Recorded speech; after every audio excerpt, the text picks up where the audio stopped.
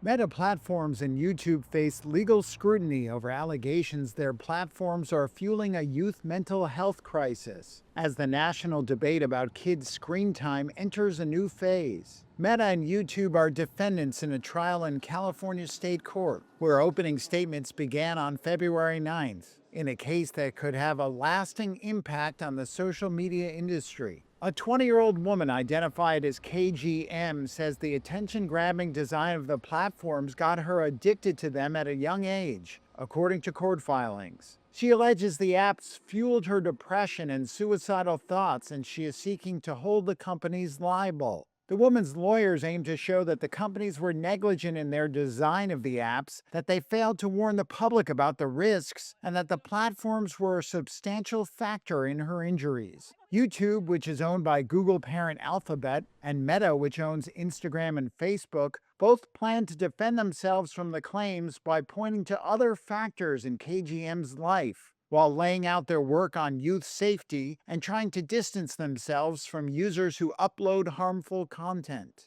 Under U.S. law, internet companies are largely shielded from liability for material their users post. If the jury in this case rejects that defense, it could pave the way for other lawsuits claiming the platforms are harmful by design. Meta CEO Mark Zuckerberg is expected to take the witness stand during the trial, which could run into next month.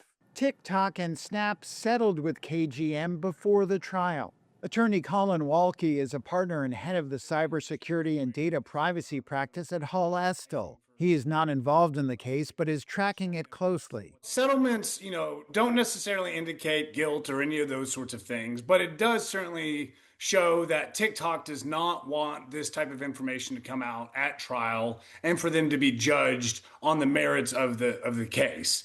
It might also indicate, on the flip side of that coin, to be fair, that the plaintiffs realize there are some arguments to be had on the side of the tech companies that might ultimately prevail as a legal matter. Companies are dealing with more than 2,300 similar lawsuits filed by parents, school districts, and state attorneys general in federal court. The judge overseeing those is weighing the company's liability protections ahead of the first trial over the claims in federal court, which could happen as early as June. The wave of litigation in the U.S. is part of a global backlash against social media platforms over children's mental health. Australia and Spain have prohibited access to social media platforms for users under the age of 16, and other countries are considering similar bans.